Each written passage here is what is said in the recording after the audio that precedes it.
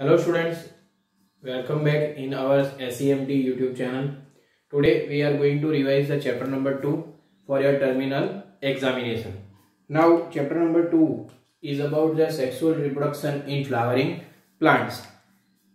We are going to revise it very quickly. First we will discuss about the male reproductive part. Now the hormonal changes which occurs into the plant, due to that differentiation occurs and that results in development of floral primordium. And in that flower there are four whorls. Two are accessory whorls and two are necessary whorls. Two accessory whorls are referred as calyx and corolla, while two necessary whorls are referred as androecium and gynecium. Now these two typical parts, androecium and gynecium, we have to understand, right? Because they are taking part in reproduction. So first of all, we start with the androecium. Androecium is composed of the whorls of stamen, right? So over here we can write stamen, and stamen is composed of mainly two things, that is anther and filament. Right? Now this anther is typically bilobed hollow sac like structure. Okay, and each lobe is having two theca. Each lobe has two theca, right? This has been already taught to you. So anther is dithecous. It is dithecous. Okay. Each theca bears a microsporangium, right? Each theca bears microsporangium.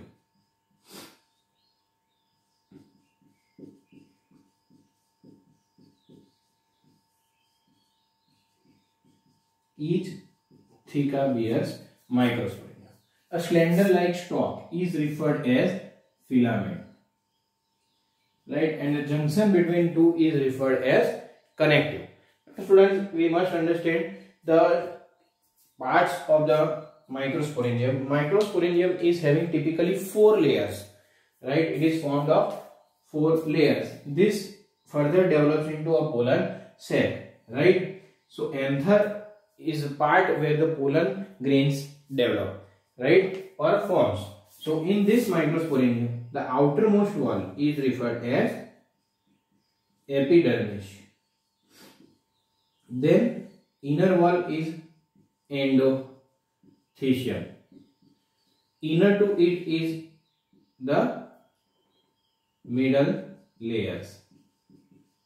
Now these 3 layers, epidermis, endothecium and middle layers, provides the protection as well as helps in dehiscence of the anther, right, to release the pollens.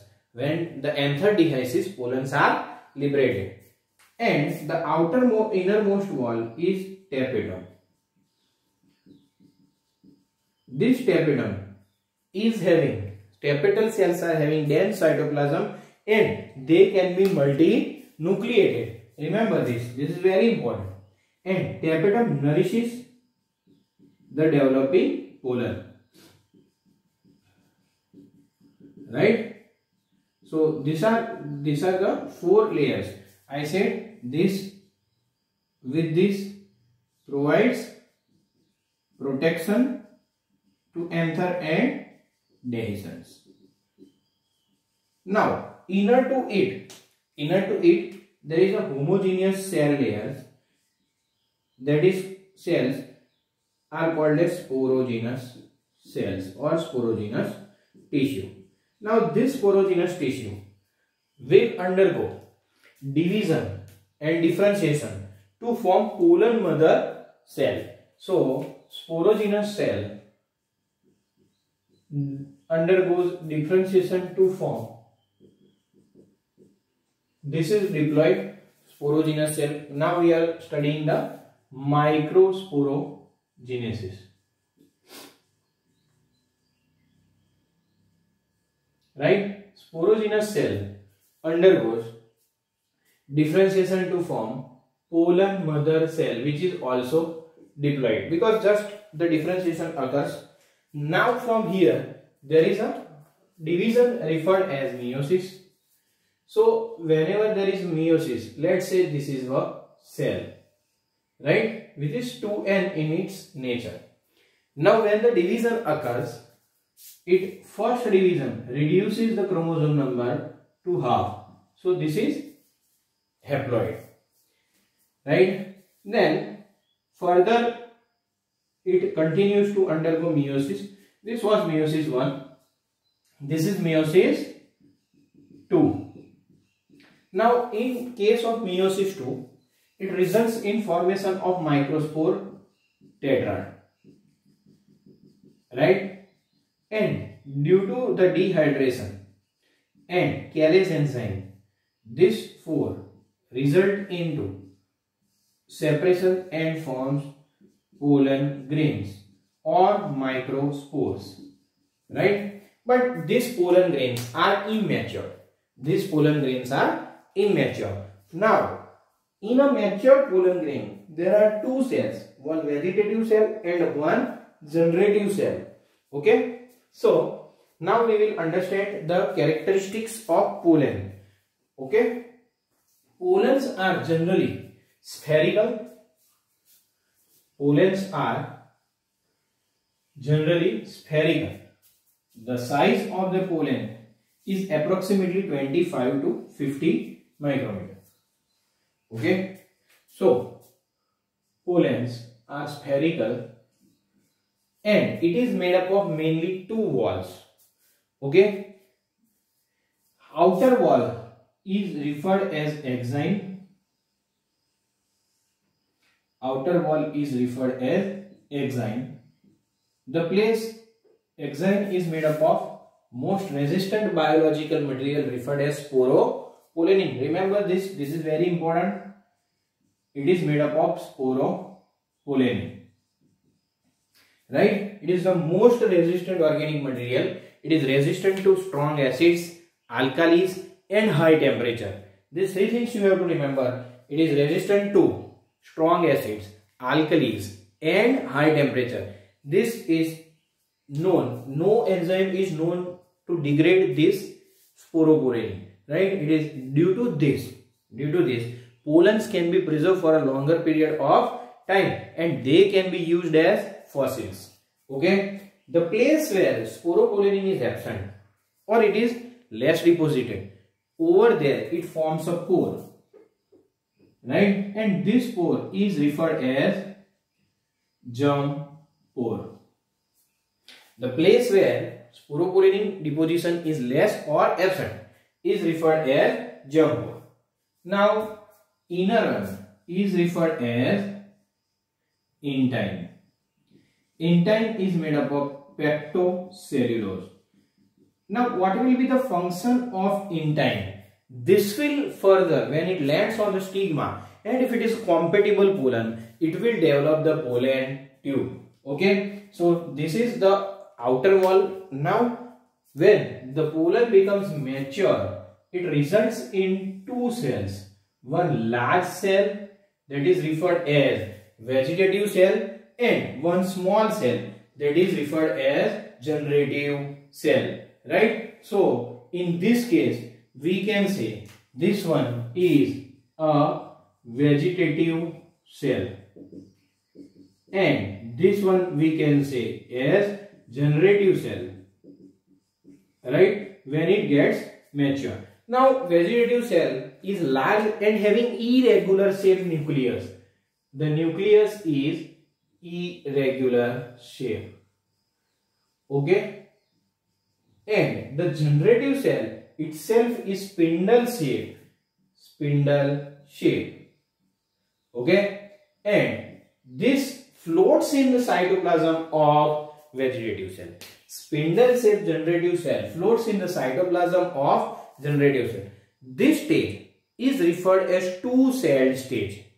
This stage is referred as two-celled stage. Now, two-celled stage, 60% of angiosperm, remember this, 60% of angiosperm releases their pollen at two-celled stage. Right? 60% of angiosperm releases the pollen at two-cell stage, and rest 40 undergoes further division of generative cell, and this when divides it forms one vegetative cell and two male gametes. So total there will be 3 cells, right? Further this division occurs and it is referred as 3-cell stage. So 40% of angiosperm releases their pollen at 3-cell stage. Okay students, now let's understand the advantages and disadvantages of the pollens. First, when we talk about the advantages of the pollens, pollens are used as the nutrient material in certain Western countries where it has been believed to increase the performance of athletes, right, and race horses.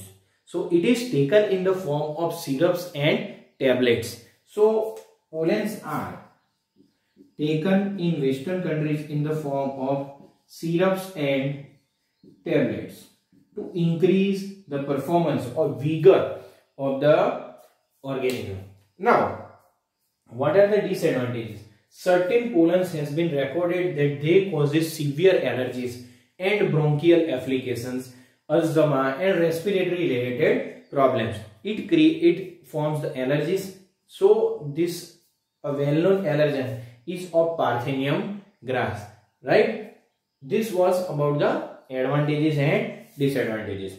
Now further moving towards the viability. Now question arises whether the viability of the pollens is same, right, or it is different. So the answer is no, it is not same. It is varying from one to another. It totally depends on temperature and humidity, the two environmental conditions by which the viability of the pollen is decided.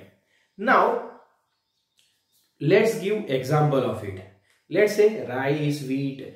This pollens of these plants lives for 30 minutes. Means it is viable up to 30 minutes. Why?